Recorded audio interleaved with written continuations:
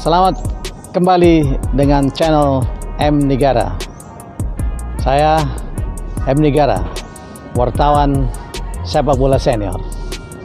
Hari ini saya mengajak Anda semua untuk berbincang tentang Piala Dunia Junior tahun 1979. Mei dan Juni 2021 nanti insya Allah kita akan kali kedua tampil di Piala Dunia Junior. Dulu hanya 2 Piala Dunia, senior dan junior. Sekarang FIFA membaginya dengan berbagai klasifikasi usia. Ada under 16, kemudian under 18, kemudian ada juga under 20. Kita akan bertarung di level under 20. Kita bersyukur bahwa akhirnya FIFA memilih kita untuk menjadi tuan rumah. Hari ini saya akan mengajak Anda untuk berbincang dengan saksi hidup Piala Dunia 1979, Saudara Mundari Karya, Bambang Nurdiansyah, dan David Sulaksono. Bagaimana mereka menjaga Diego Maradona? Ikuti terus M Negara Channel.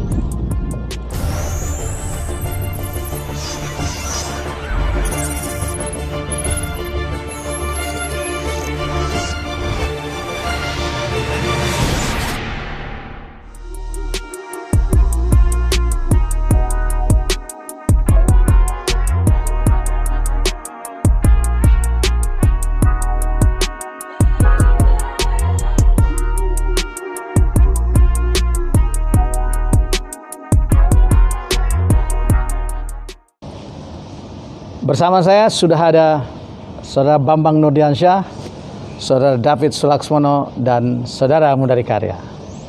Mereka bertiga adalah 3 orang dari 18 pemain yang ikut di Piala Dunia Junior 1979 di Tokyo.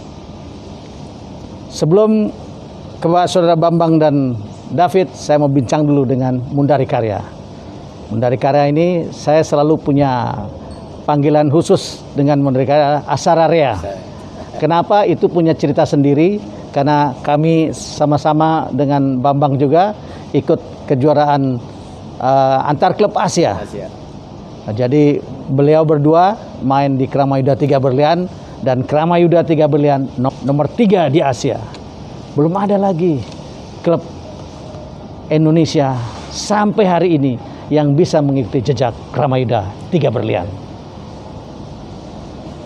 Bung Mundari, selamat siang. Sehat? Sehat, alhamdulillah. Kita harus selalu menggunakan masker, jangan lupa. Betul. Karena kita harus berbicara, jadi maskernya harus diturunin supaya orang bisa melihat inilah Mundari Karya alias Asararea. Asararea itu adalah asara itu 10 bahasa Arabnya. Asararea itu maksudnya asara real. Jadi 10 real. Jadi itu kalau kita kebalat ya, itu banyak obralannya asara real. Jadi kita potong saja jadi asara real gitu ya. Bu Mundari, bisa nggak bercerita tahun 79 Anda ditugaskan apa oleh Mas Gareng waktu itu, Sucipto Suntoro sebagai pelatih menghadapi Argentina? Tugas apa yang dibebankan kepada Anda? Iya, memang waktu itu kita akan berhadapan dengan Argentina di Piala Dunia itu ya, selain dengan Polandia dan Yugoslavia. Ya. Dan kita tahu bahwa pada saat itu Maradona adalah salah satu pemain yang rising star ya. Ya. Dan ada memang tugas khusus yang yang dibebankan ke saya untuk menjaga mati lah ya. Kemanapun Maradona pergi. Hasilnya kita jangan lihat soal jumlah gol. Kita kalah 5-0, Maradona mencetak 2 gol, kemudian 3 gol lagi hat-trick Ramon Diaz sama-sama bintang dengan Maradona, tapi Maradona yang akhirnya menjadi mega bintang. Jadi jangan kita bicara soal jumlah gol, tapi kesulitan apa yang Anda alami ketika menghadapi Maradona? Ya, yang pasti sih kualitas ya. Karena secara kualitas ya jauh lah. Jauh ya, oke. Apalagi waktu itu, kalau menurut persepsi saya, semua pemain ini mukanya hampir mirip. Nah itu yang membuat saya sulit. Jadi saya bingung, ada banyak gitu. Ya nanti biar saudara Bambang dan saudara David menimpalinnya. Kemudian selain mukanya sama, apalagi yang mau kesulitan dari Maradona? Iya, saya pikir kalau saya pikir sekarang masalah taktikal mungkin ya. Taktikal. Mungkin bukan ada kesalahan ya. Mungkin waktu itu kan posisi saya seorang center back. Center back. Kita main 4-4-2 waktu itu saya center back sama Nus Lengkoan. Nus Lengkoan ada di depan. Yang di depan. Yang mestinya saya jaga itu kan Ramon Diaz. Seorang striker. Sedangkan Maradona ini main di second striker ya. Second striker. Jadi nah itu yang membuat saya agak bingung ya, karena pada saat saya jaga Maradona, Ramon Diaz yang kosong di situ. Nah, ada nggak kira-kira, karena almarhum Mas Gareng pernah bercerita gini dengan saya, gimana kita mau menang? Datang ke tempat makan mereka foto-foto dengan Maradona. Ada nggak kekaguman tersendiri sehingga menjadi bertambah sulit menjaga Maradona? Iya, yang pasti itu juga menambah ya, karena pada saat kita satu hotel dengan mereka, jadi pada saat jam makan itu kan bareng selalu ya. Jadi pada saat itulah kesempatan anak-anak untuk bisa berfoto bareng. Bahkan bukan hanya berfoto bareng di dalam hotel, pada saat pertandingan seperti itu yang membuat sulit. Pada saat mulai pertandingan, anak-anak bukan berkonsentrasi kepada permainan yang akan kita mainkan, malah justru cari Maradona untuk foto bersama. Dan waktu itu sikap Maradona? Dan Maradona ya baik sangat mau berfoto bersama. Mau foto bersama. Jadi banyak anak-anak foto dengan Maradona pada saat menjelang pertandingan. Dan ini yang mungkin nggak dilakukan dalam pertandingan saat ini ya. Seperti itu. Karena apa? Karena memang kekaguman kita kepada Maradona. Pantas lah ya. Pantas. Meskipun ini mau bertanding ya sudahlah gitu ya. Sudahlah, yang penting kita tahu, karena sebelum kita main ke Jepang itu ada pertandingan friendly match antara Argentina dengan Belanda. Dan kita lihat di situ Maradona main. Oke. Waktu itu wartawan Indonesia yang meliput sepertinya 2 orang ya. Betul. Mas Tede Asmadi dari Kompas dan almarhum Mas Pardi dari Suara Pembaruan. Ya. Jadi begitulah. Tidak cukup banyak wartawan yang bisa meliput Piala Dunia. Tetapi jangan kecewa. Piala Dunia sekarang ada di sini, dan jangan kecewa kalau kita tidak dapat ID card-nya, karena FIFA yang menentukan ID card-nya. Oke, kita break sebentar, nanti kita akan berbincang dengan Saudara Bambang, dan setelah itu terakhir Saudara David Sulaksmono.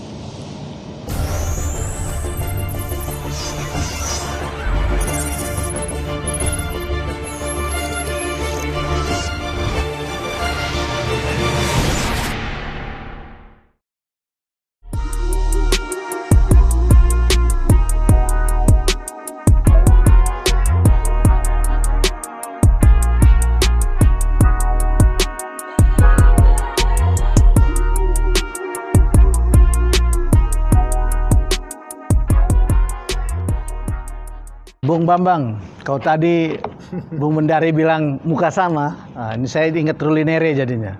Kalau di Papua itu ada istilahnya Musa Kaleb, gitu. Muka sama, gitu. Yang bawahnya nggak usah kita lanjutkan. Jadi bagaimana menurut Bung Bambang terkait dengan muka sama dulu? Ini kita nggak usah serius-serius lah, kita santai-santai aja. Ya kalau bercandanya begini, Pak Nik. Muka boleh sama, nomornya kan beda. Maradona nomor 10. Kalau ditugasin Maradona ya Maradona dijaga. Ya tadi waktu kita off air juga Bung Mundari cerita, sekarang saya baru sadar.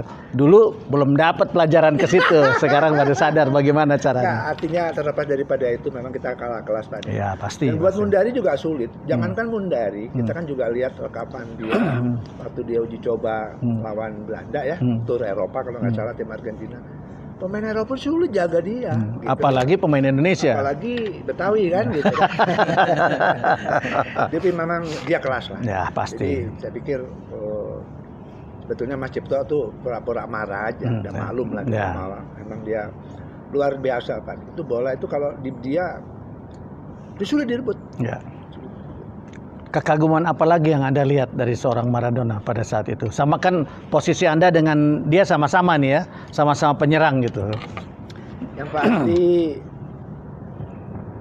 dia seorang profesional waktu itu masih muda Pak. Jadi kalau cerita Pak Munjadi makan bareng sama-sama, waktu tim Argentina makan, kita makan jamnya sama benar. Tapi Maradona tidak ada di situ, Pak nih.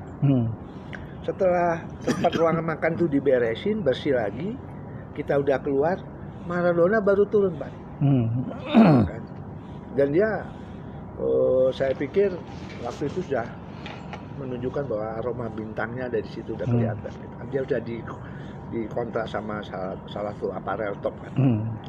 Nah kelebihan dia disiplin Pak. Disiplin. Saat itu ya. Saat kita jangan bicara yang waktu dia udah senior. Waktu dia disiplin dan luar biasa dan dia tidak merasa bintang terhadap teman-temannya. Itu terbukti ketika Pak David dan kawan-kawan termasuk saya setelah makan dia di lobi kita minta foto diladenin. Gitu. Jadi sangat baiklah orangnya sebenarnya. Ya, saya juga ketemu Maradona Piala Dunia 1990 di Itali. Maradona yang saya temui bukan Maradona yang Anda temukan gitu. Karena Maradonanya sudah menjaga jarak karena memang sudah jadi bintang. Kemudian kecurigaannya kepada semua orang begitu tinggi, dia tak khawatir ada segala sesuatu gitu.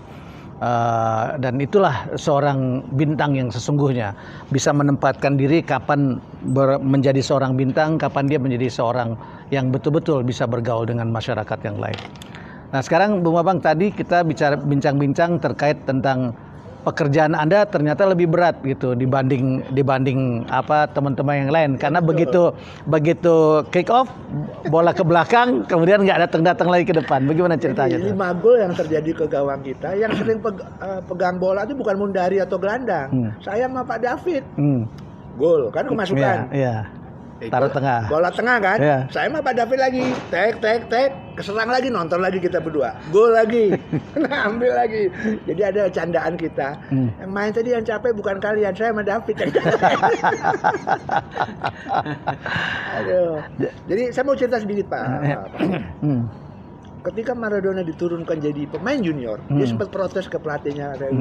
Ya betul. Waktu itu dia berharap bisa main di tim senior. Padahal dia sudah dibawa tur Eropa kan. Di sana juga sudah disorotan dunia bahwa akan ada lahir lagi bintang yang masa depan gitu. Ketika Piala Dunia dia diturunkan sama pelatihnya. Kebetulan pelatih senior sama junior kan sama. Betul. Dia bertanya kenapa saya turun junior lagi? Betul. Kan, saya ingat. Menotti bilang kamu harus mateng. Kan pelatihnya juga saya, kamu turun, kamu kapten. Itu pelatih Luis Caesar Menotti memang luar biasa, terbukti dia matang dan dia jadi bintang pada akhirnya. Nah, bukan cuma Maradona yang protes, waktu itu Ramon Diaz pun protes. Betul. Kenapa? Karena Ramon Diaz bilang ini wilayah saya, kenapa Maradona diturunin gitu. Itu akhirnya kedua-duanya terjadi perselisihan yang sangat tajam begitu. Sehingga akhirnya Diaz menghilang dari peredaran karena perjanjiannya dengan Menotti, saya nggak mau diganggu oleh Diaz. Nah, itu persoalan fundamental yang ada di antara keduanya dan sekarang kedua-duanya tetap bersahabat begitu. Selain itu apalagi Bung Bambang yang bisa Anda ceritakan kepada kita semua ini, utamanya kepada adik-adik kita yang akan bertarung nanti di Mei Juni 2021. Yang pasti ini kelas dunia Pak Nik. Ya. Seperti Pak Nik selalu dengungkan bahwa jadi pemain bola kelasnya dimanapun kalau nggak main di Piala Dunia kurang abdol gitu kan, kalau istilah saya kurang abdol. Kebetulan kami dapat keberuntungan kita main di Piala Dunia. Persen juga sama adik-adik nggak gampang main Piala Dunia. Ini kesempatan kalian untuk mengeksplor apa yang kalian punya, main dengan percaya diri, main lepas sesuai dengan kemampuan gitu kan. Kalau ada ekspektasi dari kita dari masyarakat Indonesia, jadikanlah itu motivasi, bukan jadikan itu beban gitu ya.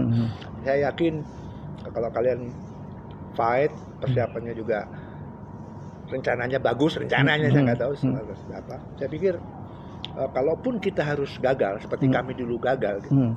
Gagallah dengan terhormat. Kalau kalah sulit lawan mengalahkan kalian di kandang sendiri. Di mata dunia lihat bahwa Indonesia juga mampu sebenarnya. Okay. Nah, terus kira-kira apa yang dibutuhkan oleh mereka yang harus diperhatikan oleh PSSI, oleh pemerintah, ya, karena ini dia bermain di kandang sendiri dan ini memang kesempatan. Tapi apa yang kira-kira mereka butuhkan menurut Bung Bambang? Ya, ini kan ada roadmap-nya pelatih ya. Latihan di luar negeri tentunya dengan situasi seperti ini, nanti PSSI lah yang sama pelatih yang bersangkutan yang mengatur seperti apa idealnya. Tetapi yang pasti uji coba internasional diperbanyak, Pak nih. Kami dulu nggak pernah main lawan tim luar negeri, paling dilawan Maradona. Nah, dan di semua level kita tuh kekurangan uji coba internasional, uji coba yang selevel bahkan di atas gitu kan.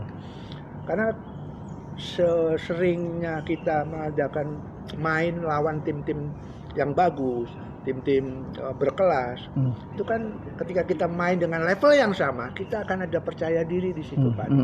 Saya harapkan sih tim ini uji coba yang bagus, internasional, persiapannya harus bagus juga. Sekali lagi ini Piala Dunia, main di kandang, kami dulu main di luar, ya kan. Ini main di kandang pasti ekspektasi kita masyarakat Indonesia masa sepak bola tinggi. Gitu. Saya pikir itu yang harus dilakukan. Harapan Mas Bambang kira-kira? Ya seperti yang saya bilang tadi, harapan saya kalau kita bicara lebih jauh ke babak-babak selanjutnya, kita harus akui mereka lebih lah Pak Bani. Kita harus ada kita ada di mana sih sebenarnya kan gitu kan. Ya seperti saya bilang tadi, kalaupun kita harus gagal gitu, gagallah dengan terhormat. Memang kata orang, gagal nggak ada yang terhormat, tapi bukan itu maksud saya. Kalian boleh gagal, tetapi orang yang ngalahin kalian tuh susah payah mengalahkan kalian, dan kalian di situ ada fighting spirit, di situ kalian tunjukkan bahwa kalian sudah berusaha seperti itu. Nah, kalau ada apa suara-suara terkait dengan naturalisasi, menurut Bung Bambang kira-kira? Saya pikir kalau naturalisasi untuk sesaat ini untuk Piala Dunia sah-sah saja ya. Tetapi untuk ke depan dikurangilah naturalisasi pembinaan yang karena ini kan memang juga Piala Dunia ya. Kita juga mungkin pengurus federasi atau rekan-rekan yang lain tidak mau juga kita malu gitu kan dan sini. Oke, naturalisasi untuk Piala Dunia ini saya pikir tidak ada masalah. Walaupun sebetulnya saya tidak support gitu, tapi untuk khususnya event ini, oke lah nggak ada masalah. Karena tetapi tentu saja naturalisasi dengan kualitas pemain yang jauh di atas pemain kita ya, jangan asal-asalan ya. Ya, oke. Tapi hanya untuk Piala Dunia ini aja Pak. Ya, betul. Kedepannya pembinaan itu yang harus. Nanti jangan-jangan ada event yang besar lagi naturalisasi ya, lagi. Betul. Buat apa? Ya, betul. Dengan sering-sering mengadakan naturalisasi untuk menghadapi suatu event yang besar. Tanda petik, kita mengakui bahwa kita gagal dalam pembinaan, Pak. Betul. Itu yang harus kita bahas. Ya, betul. Ya, kan harus kita akui juga bahwa sekarang pembinaan kita gagal. Ya. Tapi itu harus kita jadikan sebagai motivasi kita untuk melakukan pembinaan yang benar. Apalagi Bung Bambang, Bung Mundari juga merupakan pelatih-pelatih AFC yang berkualitas bersertifikasi AFC APRO, sehingga kelak kita berharap juga untuk bisa menularkan pemain-pemain muda. Baik, nanti kita akan bicara dengan David Sulaksmono. Kenapa kita kok tiba-tiba bisa ikut Piala Dunia 1979?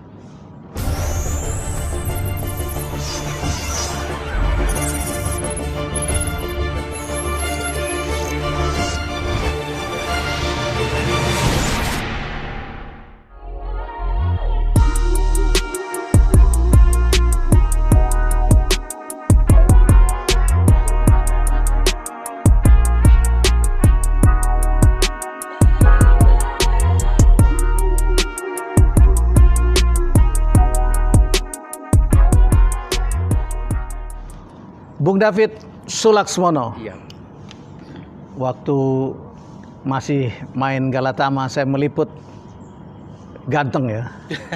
Ya sekarang ganteng juga. Pemain paling ganteng. Rebutan cewek.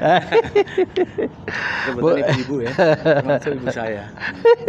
Bung David, Indonesia ini posisinya sebetulnya di mana? Kalau saya membaca data, juaranya adalah Irak, runner up-nya Korea Selatan, posisi ketiga Korea Utara, posisi keempat Kuwait. Tetapi yang tampil di Piala Dunia 79 Tokyo adalah Indonesia. Tolong dijelaskan Bung David. Ya, karena sebelum kita melangkah ke Piala Dunia 1979, kita melalui babak penyisian Asia di Bangladesh 1978. Nah, kita satu grup dengan Bangladesh, Yordania, Malaysia. Dari grup itu kita 3 kali menang, baru lolos ke babak berikutnya, bertemu dengan Irak yang akhirnya menjadi juara Piala Asia 78. Kita kalah 2-0 dari Irak ya. 2-0. Oke. Dan itu memang pantas, kualitasnya juga mereka di atas kita. Nah, sekarang kita bicara mengenai Indonesia ini, karena keempat tim yang di atas yang juara dan 2, 3, 4-nya tidak mau berangkat karena sponsor Coca-Cola, beruntunglah FIFA menunjuk Indonesia. Itu seperti dapat durian runtuh ya, karena dalam sejarahnya mungkin meskipun itu U20, belum pernah Indonesia satu grup dengan namanya Argentina, Polandia, Yugo, dan Soviet. Nah, ini satu kehormatan sekali waktu itu, apalagi teman-teman yang lain merasakan sudah satu grup dengan Argentina yang ada racing star-nya Diego Armando Maradona. Kita belum waduh nanti ketemu nih kita. Itu tadi belum bertanding pun kita sudah minta foto-foto, dan kita bahkan bukan kita, pelatih sendiri kagum dengan pemain Argentina dan pelatihnya Cesar Menotti, almarhum Mas Cipto itu. Jadi memang kita ini karena kita memang menurut di kita ya, di pemain-pemain itu nothing tulus lah. Karena masuk saja sudah sangat beruntung, jadi jangan jadi beban lagi untuk bermain. Tapi memang kualitasnya juga jauh ya. Dan mereka sendiri pertama juga bingung, Indonesia dari mana ini? Dia mungkin karena belum pernah bertanding di Indonesia kan. Jadi itu mungkin dia juga mungkin waktu pas baru mau main saling lihat-lihatan nih mainnya seperti apa, larinya seperti apa nanti kan. Tapi kita kalau nggak salah itu golnya kan terjadi di babak pertama semua, tapi babak kedua nggak terjadi gol gitu. 5 gol babak pertama. Babak pertama. Ya. Babak kedua mereka saking karena kita waktu itu juga belum apal sekali, belum tahu caranya, akhirnya kita memang terkurung tapi nggak terjadi gol di babak kedua. Karena Maradona mukanya udah tahu dia. Iya. Mukanya sama semua kan. Ya, tapi ada kaitannya dengan istilah Mas Gareng bahwa kita akan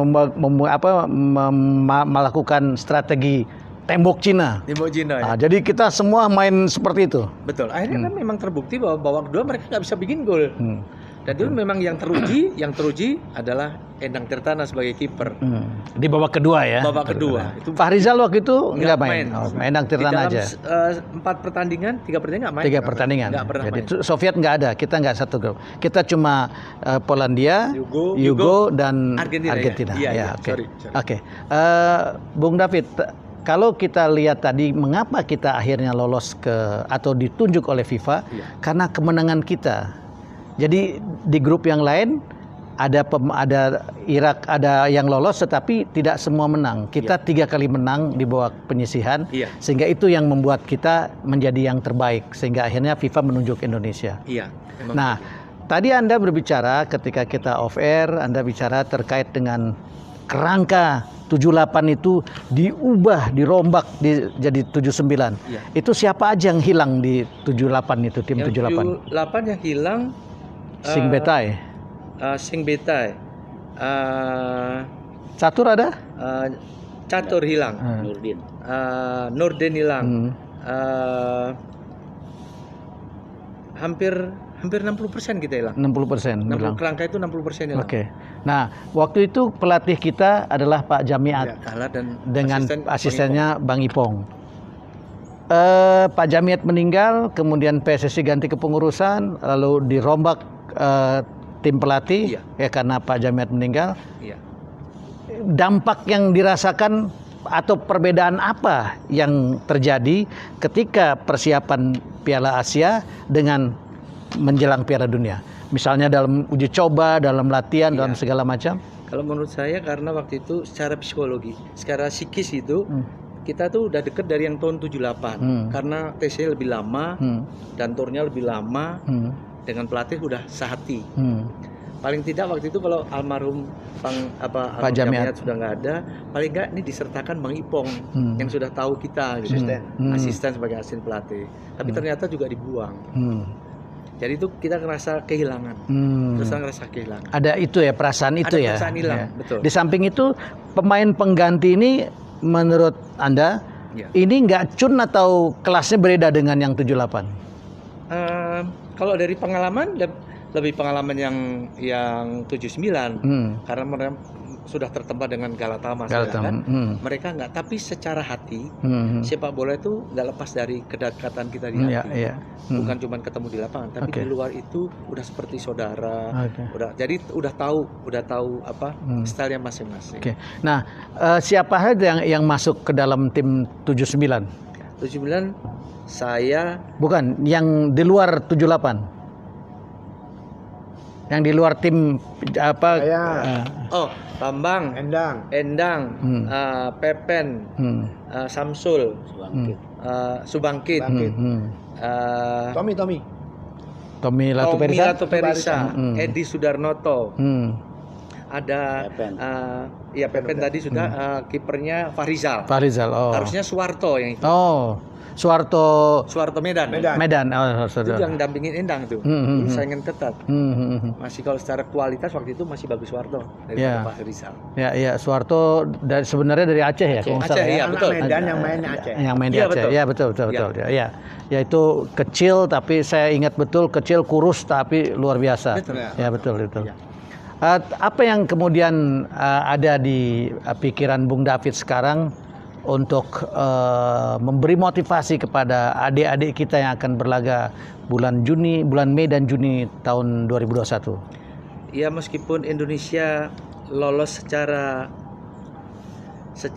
tuan rumah tidak melalui babak penyisian, itu satu anugerah juga ya, karena ditunjuk Indonesia sebagai tuan rumah. Makanya jangan disia-siakan adik-adik nanti yang akan bertanding di Piala Dunia ini, kesempatan mungkin di dalam sejarah hidupnya sebagai pemain bola, jangan disia-siakan, jadi motivasi untuk bermain, jangan ada beban. Itu menurut saya kadang-kadang di dalam sepak bola ini yang suka nggak pas itu beban mental yang bisa menguras hampir 50% itu. Daripada mungkin pemain bagus waktu latihan dan sebagainya, begitu main kadang-kadang hilang karena mental. Nah sekarang gini, ketika Anda semua masih jadi pemain dan pernah main di tim junior, memang beda media-media yang ada saat dulu dengan sekarang ya. Dulu sangat sedikit, very limited, sekarang begitu luar biasa. Bahkan setiap orang sudah bisa menjadi wartawan untuk dirinya sendiri. Akibatnya tidak mengontrol keadaan ke depan, apa aja bisa dituliskan. Pesan apa yang akan Anda berikan kepada para wartawan yang sesungguhnya maupun wartawan yang wartawanan itu, agar tidak mengganggu anak-anak atau adik-adik sekalian? Iya, menurut saya kita harus jujur ya, jujur dengan apa yang ada di tim adik-adik sekarang ini, supaya jangan membesar-besarkan daripada yang kenyataannya. Jadi supaya jangan jadi beban lagi. Justru memberikan motivasi itu kan banyak cara, tapi justru disemangati dengan cara-cara yang elok lah, supaya jujur supaya memberikan masukan juga jujur. Jangan pada saat mestinya ada di level 4 dibilang udah di level 9. Itu kan juga bisa membahayakan membunuh karir itu sendiri. Oke, sekarang untuk menutup bincang-bincang kita, sekarang Bung David tidak mengambil jalur sebagai pelatih secara formal. Mendari dan saudara Bambang adalah pelatih. Kira-kira harapan dari para pelatih ini kepada Sintayong itu atau kepada seluruh pelatih yang ada di Indonesia ini, apa yang harus dilakukan? Untuk dari siapa? Pelatih Sintayong ini kira-kira apa yang harus dilakukan oleh Sintayong? Saya pikir Sintayong pelatih dunia dan dia juga punya prestasi di negaranya. Harus menyesuaikan, walaupun Sintayong ini kan membawa anak-anak ini ke arah level dunia. Tapi yang harus juga diingat bahwa culture kita juga beda. Nah itu yang harus disesuaikan. Saya pikir orientasi dia kan memang dunia, karena dia juga pelatih dunia gitu. Tapi mungkin stafnya yang lain juga harus mengingatkan bahwa culture kita ini orang Melayu gitu. Tujuannya tetap untuk bersaing di dunia, tapi kan ada kiat-kiat untuk mensiasati itu, karena yang dilatih bukan pemain Korea Pak nih, gitu kan. Gitu. Pemain Korea kan kayak robot sebenarnya, gitu. Ada memang cara-cara yang lain yang pada ujungnya juga orientasinya kan nanti ke situ-situ juga ya. Bersaing di dunia. Itu aja sih saya ingatkan. Oke, nah untuk teman-teman Bung Bambang sendiri sebagai pelatih, apa pelatih yang lain apa yang mesti dilakukan?